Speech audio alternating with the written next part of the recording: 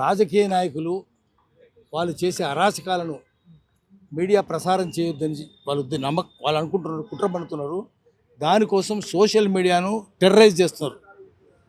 ఆ టెర్రరైజేషన్ ప్రక్రియలో భాగమే కేవీఆర్ ఛానల్ మీద దాడి, కేవీఆర్ టీవీ మీద దాడి, వెంకటరామరెడ్డిని అరెస్ట్ చేయడం, తీసుకుని పోవడం. దానికి అందరు కుమ్మక్కైనని తెలిసిపోతూనే ఉంది. ఎందుకంటే అరెస్ట్ చేస్తే నోటీస్ ఇవ్వాలి, నోటీస్ లేదు, ఎఫ్ఐఆర్ లేదు. ఆయన చెప్పింది ఏముంది?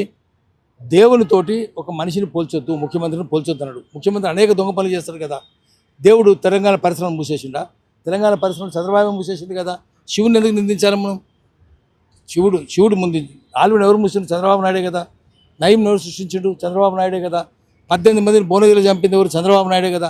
Alvin, ideal, IDPL, private rules, republic forge, DPR ఇవన్నీ అడ్డికి పావుసారు అమ్ముకుని చంద్రబాబు నాయుడే కదా. అంటే నువ్వు శివునితో పోలిస్తే శివుడు అమ్ముకున్నట్టు, అది తప్పు కదా. శివునితో ఎట్లా పోలుస్తావు? ఆ నయం శివుడు సృష్టించిన చంద్రబాబే కదా. ఒక మనిషిని దేవునితో సృష్టించడం తప్పది. సృష్టించడం తప్పైనప్పుడు గల్లా బట్టి అడుగుతాం మనం. ఏ మీడియా అయినా సరే, ఎల్లో మీడియా, అది మహా టీవీ కావచ్చు, ఇంకో టీవీ కావచ్చు, అది మహా ఘనపాటిలు దొంగల ఆ టీవీ తప్పది. దాన్ని అందరం పోయి మీడియా వాళ్ళ పోయి కూర్చోవాలి. తెలంగాణ మహా టీవీని బైకాట్ చేయాలి. తెలంగాణలో ఉండనియొద్దు. అరే నువ్వు చంద్రబాబుని ఛానల్, చంద్రబాబు దగ్గర పో. నువ్వు ఇక్కడ నుండి ఎట్లా నడుపుతావు? ఇక్కడుండి నువ్వు ఆంధ్రాను విమర్శించొద్దు. నువ్వు తెలంగాణలోకి వచ్చి చంద్రబాబుని ఎట్లా మెచ్చుకుంటావు? అది కూడా తప్పే. అందుకని ఇటువంటి ఎల్లో మీడియా ఏదైనా సరే, ఏ ఛానల్ అయినా, ఏ పత్రిక అయినా పొలిమేర దాకా తరిమేయాలి. తెలంగాణలో ఉండనియొద్దు. దానికోసం సోషల్ మీడియానే ఉండాలి, ఇంకేం మీడియా ఉండొద్దు. ఏదైనా తెలంగాణ వాళ్ళది ఉంటే అది కూడా తెలంగాణ వాళ్ళకి అనుకూలంగా ఉండాలి. తెలంగాణ మీద జరిగే జాడులన్నీ చూపించాలి. తెలంగాణ బిడ్డలకు జరిగే అన్యాయాలన్నీ బహిర్గతం చేయాలి. అందుకనే ఇప్పుడు సోషల్ మీడియా అంతా ఏకం చేద్దాము. అన్సోషల్ మీడియాను కట్టగట్టి మూసినది మురికాలు తొక్కిపారేద్దాం. లేకపోతే ఇక్కడ రాష్ట్రంలో కూడా మొన్న ఖమ్మంలో జరిగిన ఇన్సిడెంట్ పై ప్రశ్నించిన వాళ్ళని కూడా అరెస్ట్ చేసి దాడులు చేసిన పరిస్థితి.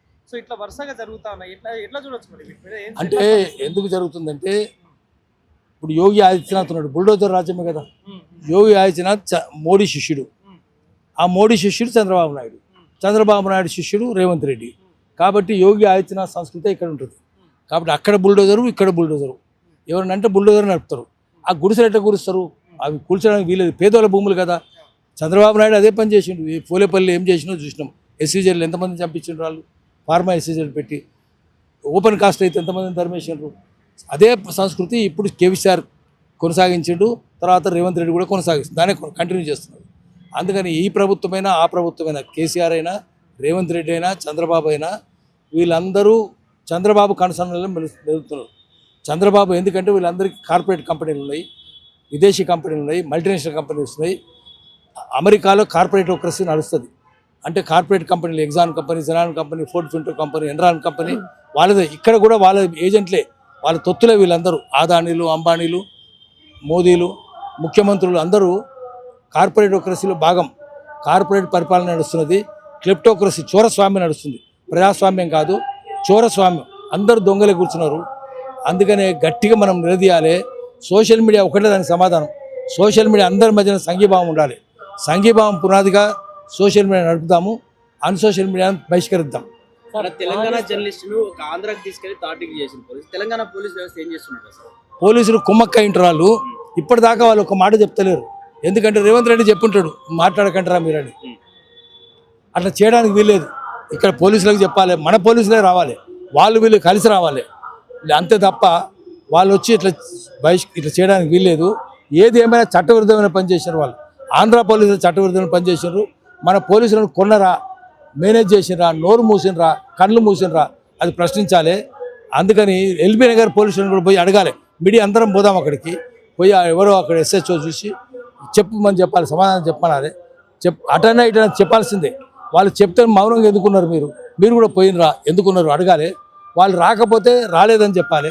వాళ్ళు మా దగ్గర రాలేదు ఆంధ్ర పోలీసులు, అప్పుడు చట్టపరమైన చర్యలు తీసుకోవాలి. సార్, అంటే మహానీస్ పైన దాడి జరిగినప్పుడు కాంగ్రెస్ నాయకులు అందరూ కూడా వరుసగా వెళ్ళి పరామర్శించారు, వారి గురించి మాట్లాడినటువంటి పరిస్థితి. ఈరోజు కేవీఆర్ పై దాడి జరిగినప్పుడు కూడా ఎవరు మాట్లాడకుండా మౌనం వహిస్తున్నటువంటి పరిస్థితి.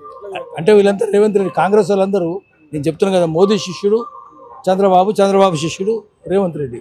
కాబట్టి వాళ్ళందరూ పోయి పరామర్శిస్తారు. కానీ ఢిల్లీలో కూర్చున్న వాళ్ళు ఏం చేస్తారు? కాంగ్రెస్ వాళ్ళు. గాంధీమూలలో కూర్చున్న వాళ్ళు ఏం చేస్తున్నారు? మోదీకి సార్ ఎట్లున్నాడు, మరి రాహుల్ గాంధీకి ఏమన్నా తెలుసా? ఏమి తెలియదు. పట్టించుకోడు. మన వచ్చిండు వికారాబాద్, ఇట్లా వచ్చి అట్లా పోయిండు. ఎగిరిపోయింది అంతే కదా, ఎవరిని పట్టించుకోలేదు కదా. ఫ్లయింగ్ విజిట్ ఎందుకు? జనంతో కూర్చో, ఇక్కడ ఉండే వారం రోజులు 10 రోజులు స్లమ్ పో. ఎందుకు పోడు రాహుల్ గాంధీ? మీది ఉన్నది 2 స్టేట్సే కదా, 2 స్టేట్స్ 3 స్టేట్స్ ఉన్న వాళ్ళు రోజు జనంలో కూర్చొని ఎందుకు పోరు? కర్ణాటక ఎందుకు పోరు? తెలంగాణకి ఎందుకు పోరు? ఢిల్లీ వాళ్ళు ఎందుకు పోరు? ఖర్గే ఎందుకు రాడు ఇక్కడ? ఎందుకు ఏం చేస్తుంటారు వాళ్ళంతా? వేణుగోపాల్ ఏం చేస్తుంటాడు? కొప్పుల రాజు ఏం చేస్తుంటాడు? ఇక్కడ రావచ్చు కదా, రారు. వాళ్ళంతా ఢిల్లీలో కూర్చున్నారు, తింటున్నారు. కాంగ్రెస్ పార్టీ అంతా అదే పని చేస్తుంది. ఢిల్లీలో కూర్చున్నారైనా గల్లీలో కూర్చున్నారైనా ఎవరు ప్రజలను పట్టించుకోరు. అందుకనే ప్రజలే కాంగ్రెస్ పార్టీ కూడా గట్టిగా బుద్ధి చెప్పాలి, చెప్పి చెత్తబుట్లో పడేయాలి ఆ పార్టీని, మళ్ళీ కొత్త పార్టీని తీసుకొని రావాలి.